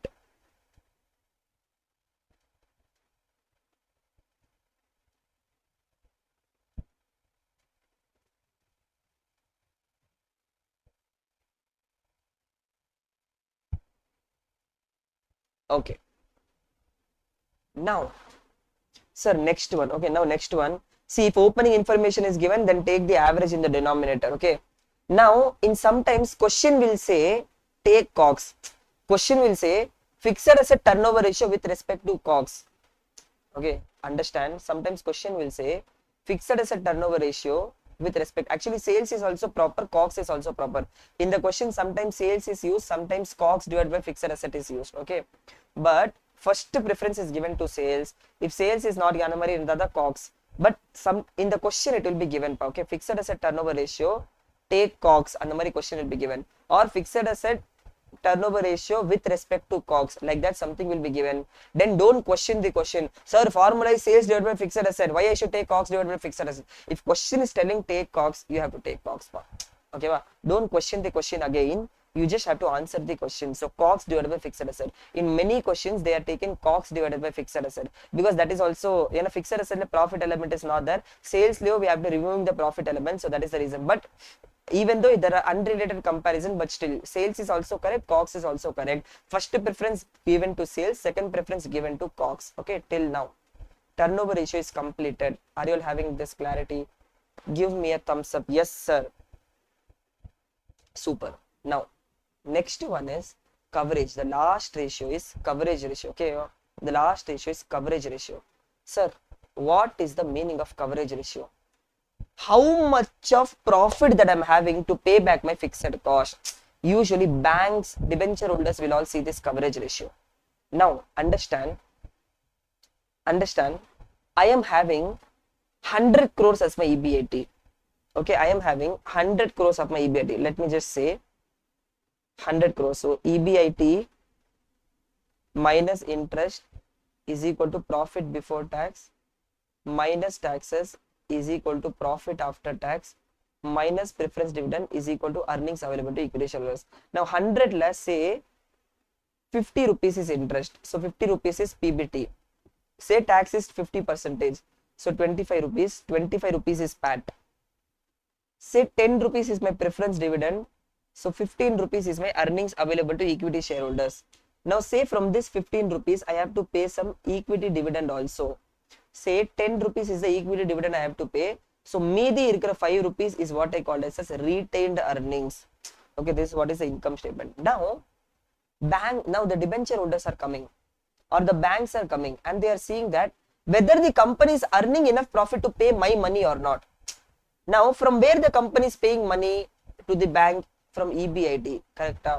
How much they have to pay? 50 rupees. So the meaning is the company is telling that I am having 2 times of profit to pay back your fixed cost, correct? So I am covering 2 times of your fixed cost as profit. So this is what is interest coverage ratio. EBIT divided by interest. What was my EBIT? 100. What was my interest? 50. So my interest coverage ratio is 2 times. It means that I am having 2 times of profit to cover my interest. So don't worry, okay? I am having enough money. I am covering 2 times. Understanding? I am generating so much of profit that 2 times I can cover the interest. So this is what is interest coverage ratio. Interest coverage ratio is more means company, the debenture holders or the banks will be feeling less risky. Are you understanding? More the interest coverage ratio, they will feel that okay, it is less risky. Now preference dividend coverage ratio. Preference shareholders will see that how much of the profit that you are generating to pay my preference dividend. Now which amount you are paying to preference shares? 25 rupees. How much you have to pay? 10. Okay, so it is 2.5. So what you are telling to preference shareholders is you don't worry, pa. I have to pay you 10 rupees, right? I am having 25 rupees. So 2.5 times of the profit I'm having to pay back to you. Understanding? So preference dividend coverage ratio is 25 divided by 10 is equal to 2.5, which means to say that don't worry, I am having 2.5 times of profit to pay back to you. So don't worry, okay? So this is what is preference dividend coverage ratio. Same equity dividend coverage ratio. Now equity shareholders are seeing equity shareholders, earnings available to equity shareholders 15 rupees. How much is the pay amount that I have to pay? 10 rupees. So 15 divided by 10 is equal to 1.5 times. I am telling to the equity shareholders, don't worry, pa. I have committed you that I will pay 10 rupees, right? I am having 15 rupees of profit. So my equity dividend coverage ratio is 1.5 times. 1.5 times of the dividend is covered by the profit, so you don't have to worry about it. So this is what is equity dividend coverage ratio. Are you all with me till now? Summa or a clap kodapa. Yes sir, in the coverage ratio, lot of people, okay, lot of people will be having this confusion for this coverage ratios. Super. Now debt service coverage ratio, very important coverage ratio. From exam perspective it is less important, and practically it is very much important. Okay, practically it is very much important. Now sir, next one, debt service coverage ratio. Whenever you are taking loan, will you pay only interest or you will also pay the principal amount also? Correct. We were just seeing interest, how much of interest I'm having. But am I have to pay only interest or I have to pay only principal repayment also? EMI interest portion is also there, principal portion is also there, right? So now the bank is seeing how much of interest and okay, and the principal repayment. So interest plus the principal repayment, are you having enough profit or not? That is what. If a profit nu paaka matanga, cash flows paapanga. Are you all with me? They will not see profits, they will see cash flows. Yeah, now balance sheet amount also you're taking, right? Because profit and non-cash element of profit is also added back with depreciation. Like profit and depreciation reduce panirka. Correct? So you cannot compare no profit. You have to see cash flows. Sir, what is cash flows? PAT plus depreciation is nothing but my cash flows. Correct? PAT plus depreciation is my cash flows. From this cash flows, if I'm adding the interest, so that is what is my cash flows before payment of interest. So this debt service coverage ratio is means cash flow available to debt service. Okay, cash flow available for debt service. How much of cash flow I'm having to pay back my interest and principal repayment? That is what is debt service coverage ratio. So PAT plus depreciation is cash flow, plus interest is cash flow before interest. Okay, cash flow before interest. Yeah, before interest only I have to take it. There also earnings before interest I took, right? Here also cash flow before interest I have to take. So I have to add back the interest. Yeah, PAT la interest is already minus pannirken. So PAT plus depreciation plus interest is my cash flows. So how much of cash flows I'm having to pay back my interest plus principal repayment? This is what mostly the banks will say. See, debt service coverage ratio. With this, all the formula for ratio analysis is completed. Super. Okay, super. Okay, just give a claps for yes, super. Done. Okay, done. Okay, so with this, sir, we have completed all the formulas, sir. Okay, we have completed all the formulas. Now these are valuation ratios. Okay, these are valuation ratios. Romba simple anga inge use பண்ணுவாங்க. Okay, let me just smaller discuss பண்ணிட்டோம். P ratio is equal to MPS divided by EPS, which means it is a valuation. How my shares is valued in the market. Okay, how my shares is valued in the market. So if I'm having an EPS of 2 rupees and my market price per share is 20 rupees. Okay, if I'm having the share price, if I'm having the EPS earnings of 2 rupees, and if I'm seeing in the market, my market price per share is 20 rupees. So I can say that my shares is valued 10 times of my profit. Correct? 10 times of my EPS. So this 10 times I call it as PE ratio. Okay, this 10 times I call it as PE ratio. Sir, where this PE ratio will be used, sir? It will be used as valuation. For example, company A is having an EPS of 2 rupees and the market price per share is 20 rupees. Because it is a listed company, I can know the market price per share. Now I am having one more company, which is an unlisted company. It is a small company having an EPS of 0.5 rupees. But now I don't know the market price, but I want to arrive at the value. How should I value the shares? I will see that similar company is valued at 10 times of profit. So this also I'll value at 10 times of profit. 10 into 0.5, 5 rupees is the value of this company. Correct? So this is why it is called as valuation ratios. PE ratio, MPS divided by EPS. Next, EPS, nothing but earnings available to equity shareholders divided by number of equity shares. DPS, nothing but total divided by number of equity shares. Dividend payout ratio, out of my EPS, how much of dividend I am paying? So this is what is dividend payout ratio. So 10 rupees of EPS is there, 5 rupees dividend I have to pay. So 50% is my dividend payout ratio. Understanding? So this is what is dividend payout ratio. Sir, dividend yield percentage is what, sir? Suppose you have invested this 20 rupees for today, you are purchasing a share. And from the share of 20 rupees, you are getting a dividend of 1 rupee. Okay, you are getting a dividend of 1 rupee. So this 1 divided by 20, 5% is a dividend yield. What is the yield means return? What is the return that you're getting because of dividend? That is what is called as dividend yield. Okay, the yield that I'm generating because of dividend, and earnings yield is the yield that I'm generating because of earnings. So with this, the valuation ratios are completed. Okay, with this, the valuation ratios are completed. Okay, now what I want from your side, is that we have understood the ratio. Okay, balance sheet, P&L, adala nam understand pannito. Second, we have understood all the formulas. Now, what I want from you is that first is that you have to revise all the ratios. Okay, all the formulas of the ratios, very important. Okay, so you don't have to mug up. Logically, you try to understand. Point 2, okay, point 2 is that direct questions you solve. There is only one direct question in the study material, okay, which means they will give you the income statement and the balance sheet of the company, and they will ask you to prepare this ratios. And the direct questions you solve it on your own, because usually direct questions are not asked in the examination. Indirect, so there are only, like how leverages are 2 types of problems are there. In ratio analysis, there are only 2 types of problems. Problem type number 1, income statement, balance sheet will be given, and they will ask you to calculate this ratios. So if the question is like this, that is problem type number 1, similar to what is solved in 12th standard. Okay, 12th standard, how you were solving. So that is how this is problem type number 1.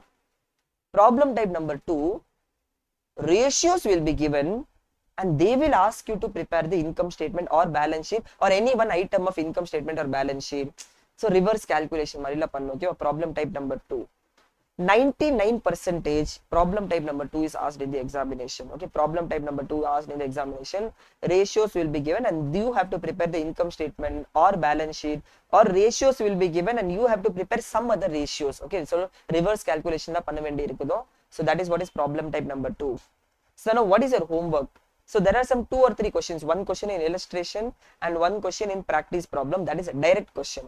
How do you identify direct question? In the direct question, income statement and balance sheet will be given and they will ask you to prepare, okay, calculate operating ratio, gross profit ratio, this turnover ratio, that turnover ratio, okay, inventory turnover ratio, calculate operating ratio, and the money they will give you some 5 to 6 ratios, one ratio 1 mark or one ratio 2 mark, like this some 4 or 5 mark problem can be asked. This is rarely asked, okay, 90% of the time this is not asked, only 10% chance this is asked, 90% chance indirect questions are asked. Okay, so 2 direct questions are there, that is what is your homework, plus revision of all these ratios. Tomorrow we are going to continue with lot of problems in ratio analysis. Okay, lot of problems in ratio analysis, and with that tomorrow itself we will be completing this ratio analysis chapter. Okay, ratio analysis chapter. So with this, okay, with this today's class is completed. Okay, I will all see you all tomorrow. Okay.